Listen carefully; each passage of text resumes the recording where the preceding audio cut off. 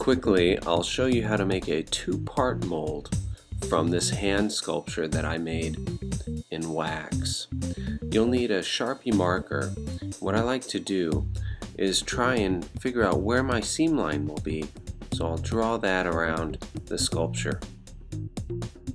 The reason I do this is to show where the clay will meet on the sides. You don't need a lot of supplies to make this mold, but you will need some water-based white clay to do your clay layup wall, as well as a wooden board or a cafeteria tray will work just as well. You'll want some cellophane to cover the back side of your sculpture, the one that'll be exposed to the clay. This will protect it from getting any important details filled up when you're making your mold. To make this mold, you'll need a handful of materials. For starters, a clay knife or some kind of kitchen knife or butter knife, and a metal kidney. It's flexible.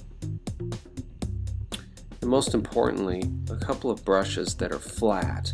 Not a round, but a flat brush. A big one and a small one. This will help you get the perfect edge. And then of course, water. Purchase a bag of powdery white clay. It's great stuff, very smooth, consistent, and it's very inexpensive.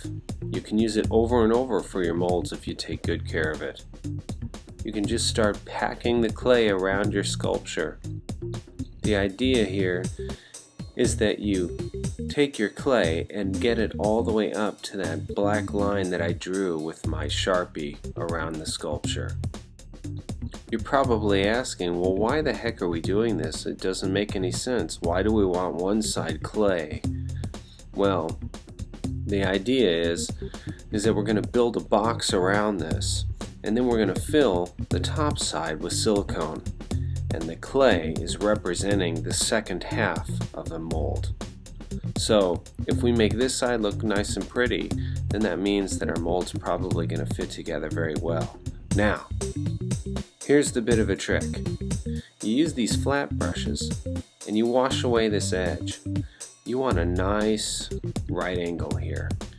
You want it to meet up against the sculpture nice and crisp. The letter L right there. That's what I'm talking about.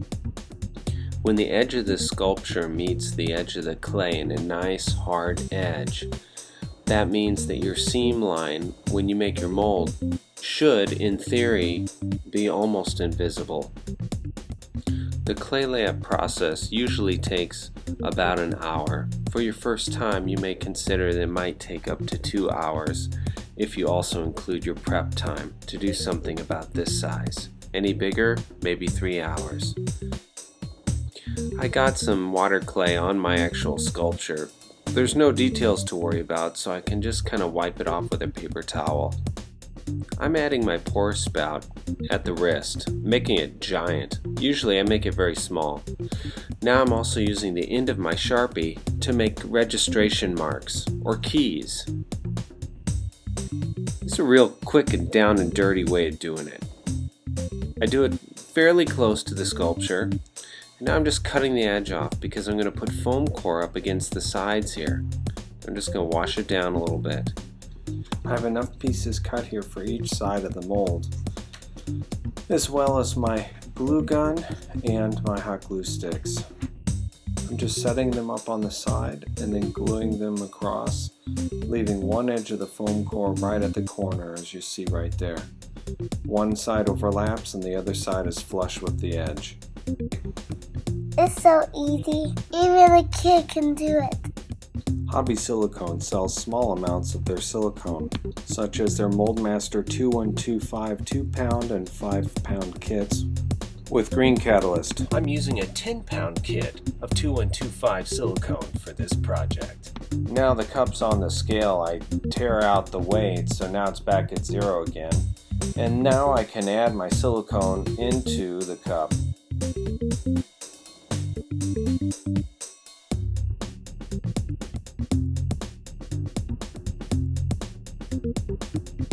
Now that I have 500 grams of silicone, I need to tear off the scale and weigh out 10% of the catalyst, which would be 50 grams.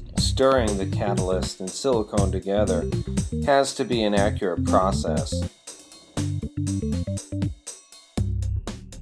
The silicone is done being mixed when it'll be an even green color. The trick to get bubbles out of your silicone is by doing what's called a high pour. This is when you pour a very thin stream of silicone into your mold up to the line that you made with your Sharpie. After the silicone is cured, peel off the sides and then cut away any extra silicone that might have bled out onto your sculpture. Carefully remove the white clay from your sculpture and take your flat brushes and go in with some water and wash away the clay that's right against your sculpt so you don't damage it. Once this side of the sculpture is clean, take Vaseline and another flat brush. Apply Vaseline to the flange around your mold. This will make sure that the parts don't fuse together when you pour your second half. Glue your foam core walls into place and fill with silicone. Once the silicone cures, you're able to demold it and open your mold. Using your X-Acto knife, cut in your pour spout, and now we're ready to pour some resin. You'll need cups, a brush, tongue depressors, baby powder, and latex gloves. Brush the mold with baby powder. This acts as a great mold release. Blow out or tap out the remaining powder out of the mold. MPK 70 resin comes in part A and B. Mix the two in an even mix and pour and fill your mold. When it cures, it'll turn a white color. If you want your resin another color, you can purchase various tints. Tap the mold on the side to get out the air bubble until it starts to cure. Before casting, you can tape your mold together or use rubber bands, even put a board together and rubber band it. Anyway, I use tape, and you can just remove it, open it, and pull out your resin piece.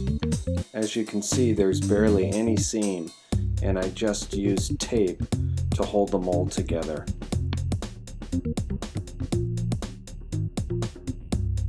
And that's how you make a two-piece mold. I've compiled a list of materials which you'll need to do this project.